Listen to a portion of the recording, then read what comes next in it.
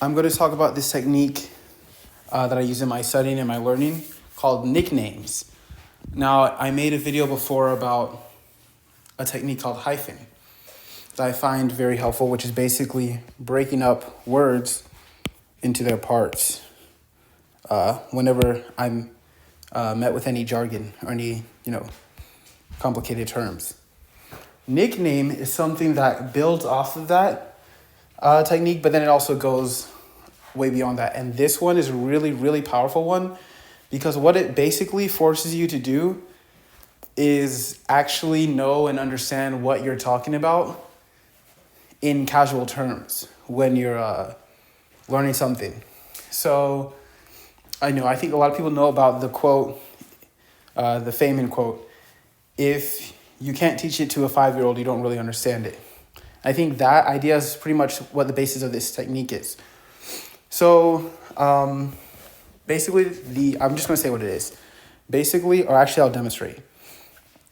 We had something we were learning recently, whereas it was a disease called subacute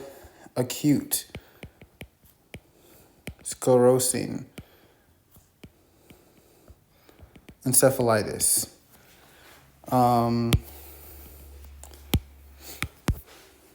Anyways, yeah, that was the term. Right? It's very long term. And even though I can recall the term when I need to, when I'm trying to think about things, dealing with and trying to manipulate this very long and clumsy term is not practical. And doing that would cause me to think slower and to get confused more easily when I'm trying to remember things and kind of interact with the knowledge that I have. So what I do with this and what I do with pretty much everything that I learn, or at least most of it, is I come up with a nickname. So you can see here that I've used the hyphen technique that I talked about in my other video, subacute sclerosing encephalitis. Breaking the words into parts so that I'm actually seeing each part of the word separately, just to make it more manageable and to allow me to actually know what I'm reading and know what it means. So subacute, meaning less than acute, which basically means it's gradual. It's slower than acute. At least is how I understand that. But yeah, it's gradual gradual onset. Sclerosing, because again, and look, I didn't even sclerose. With this one, I kind of just look at it as one thing, but let me be strict since I'm demonstrating this technique and put the hyphen there too. Sclerose means scarring or hardening. That's a word root that comes up a lot. So when I first learned this term, I already was familiar with that root, which allowed me to say, okay, scarring. Encephalitis, encephal, or enceph or whatever, means brain, right? So then you have the parts of the brain, telencephalon, diencephalon, metencephalon, etc., etc. It's just di and then brain. So it's talking about the different parts of the brain, right? That's the same thing happening here. Encephaly means brain. Itis means inflammation. It's another extremely common and important term, or not term, word root in medicine. So yeah, itis means inflammation. Anyways, gradual scar brain inflammation, right? Gradual scarring brain inflammation. So after that extremely long preamble of not even explaining the technique, I'm finally going to get to the point. After I use a hyphen technique to understand what this term is, that understanding is the first step. The next step that allows me to be able to utilize that understanding efficiently is nickname, right? Where I basically condense or even translate, you could say, the meaning into a form that's familiar to me, easy for me to use, and easier to remember. I call this disease scar brain. That's my nickname for it.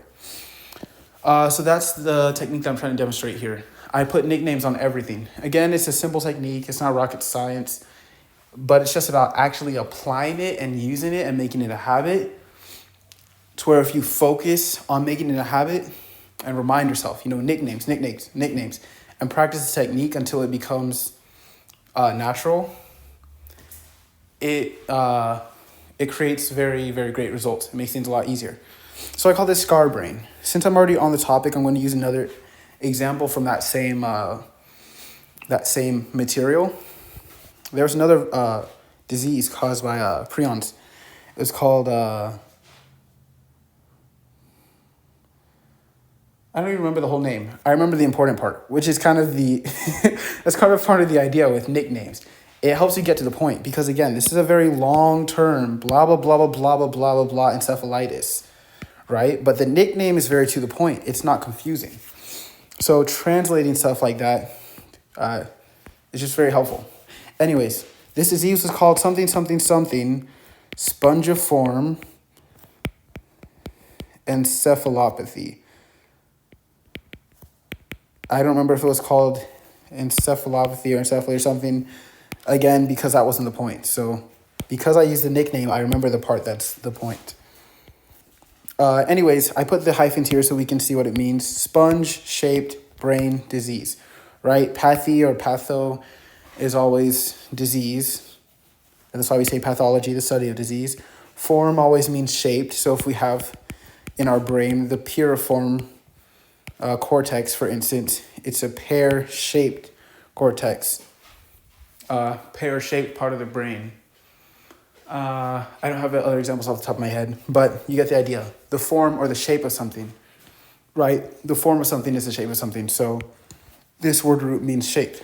So if I translate it, it says sponge-shaped brain disease. Isn't this much nicer and actually makes sense compared to that? So now because of hyphen, we understand what the word means, but we don't leave it there and stop there. We condense it even further, right? We simplify it so that we can actually utilize the information efficiently and easily without straining our brain and wasting time saying a billion words when we're talking to ourselves. Obviously, if you're communicating with a professional, you need to be precise. Then you use all the jargon, right? But when we're thinking about it, we use the nickname to make it manageable. So what do you think I call this? Sponge brain, right? Especially because when I learned these diseases, we were learning them in context of each other. It was different slow viruses, as we call them, viruses that cause brain diseases that kind of happen gradually and slowly. We were learning about those viruses and the diseases they cause, and we were learning about prions, which cause this sponge brain disease. So they were all affecting the brain, so I didn't need a billion details about the fact that it's subacute and everything to be the first thing on my mind, right? It's good to know those things, but when I think about the disease, it's not the first thing on my mind. The first thing on my mind is the main point of how the disease appears, which is that it's a hardening, it's a scarring of the brain. There was a AIDS-related dementia that was also caused by the HIV virus. What do you think I called that one? AIDS brain. And then there was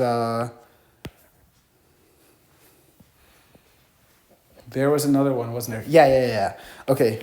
Progressive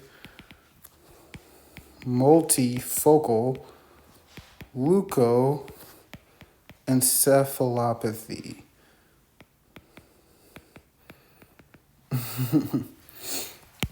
Progressive meaning gradual, right? Gradual, just like all the rest of these. Multifocal meaning multiple spots, multiple focuses. So it affects multiple spots in the brain, not just one spot.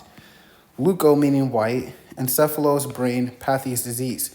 So it's a blah, blah, blah, blah, blah, blah, white brain disease. So what do you think I called that one? White brain. And again, you can see that I remembered the whole term because I understood what it meant, right? They're all gradual, so I can remember that it's progressive. It affects multiple parts of the brain. Only reason I remember that is because it's the acronym that is always used for it is PML. So I use all these parts. But my nickname for it is white brain. The fact that all of these nicknames kind of have the same structure, it's just an adjective in them, brain, allows me to remember the other ones when I remember one of them, you know? It kind of groups them all together. And it makes it very easy for me to see the contrast between them in my head. It's a hardened scar brain versus a soft and squishy sponge brain, right? Yeah.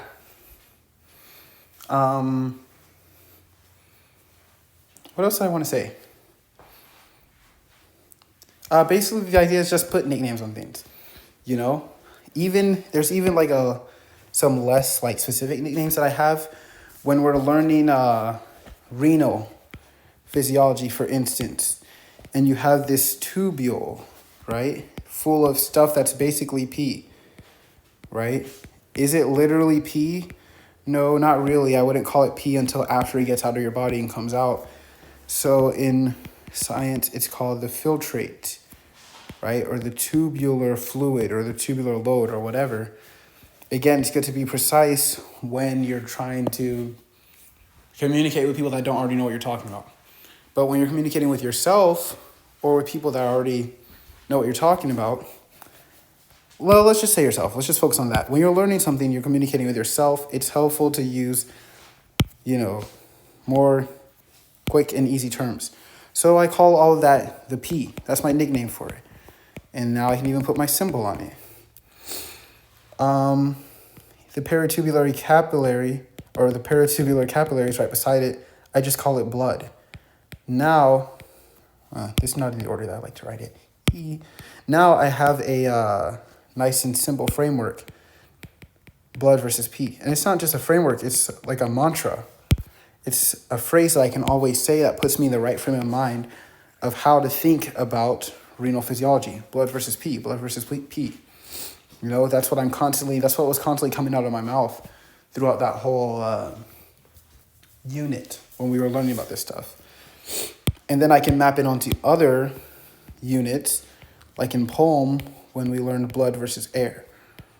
It was all about the oxygen in the air making it to your blood. And the problems are when that transfer doesn't happen, right? And then it's all about the trash and the waste, carbon dioxide in the blood, and making it to the air in your lungs so that you can breathe it out. Basically, the point I'm trying to make is that the nicknames allow you to simplify things and really hone in on the main point so that now it's easier to manipulate that information. It's easier to compare that information to other things. It just makes everything easier. So I really like this technique a lot. This is a big one. Nicknames.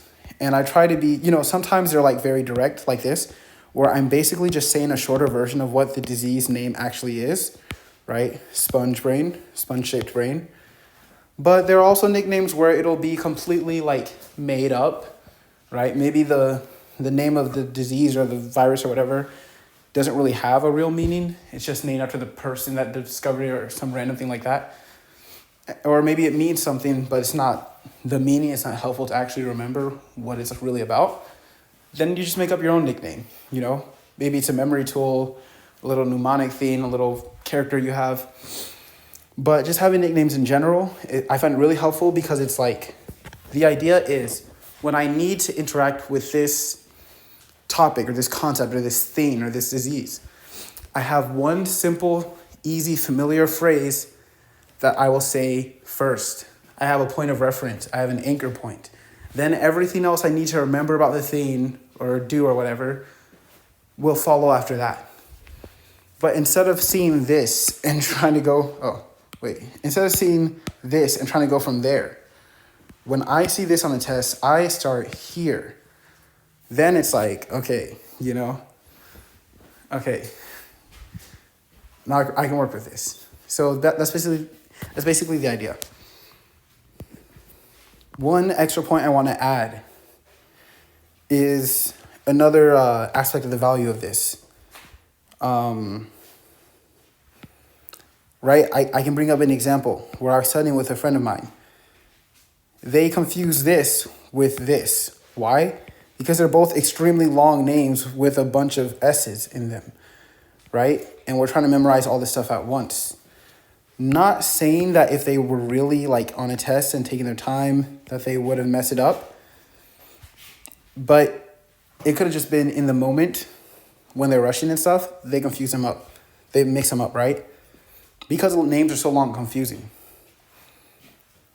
If I look at this and I see this, and when I look at this and I see this, I will never ever mix those up. Why? Because a scar that's hard hard and crusty is very, very different just in my head than something that's squishy and spongy. So because the nickname forced me to hone in on what the name of the disease actually means, it also allows things to stand out much more distinctly in my mind when I'm thinking about them or talking about them. And it reduces the chance of mistakes and mix-ups and things like that can hurt you on an exam, or that can just make things more difficult to organize in your mind. So again, nicknames are really awesome. So if you've heard of the Feynman technique, which basically says that explain something to a 5-year-old, right? The best way to understand something is to make sure you can explain it to a 5-year-old. So it's about simplifying it down. Well, basically the nicknames technique is kind of like a technique that allows me to constantly apply the principle behind that Feynman technique, because I'm constantly simplifying and condensing whole concepts into a single phrase that I can recall later, or translating terms and things into a simpler phrase. So it's just putting everything into that 5-year-old mentality or wording.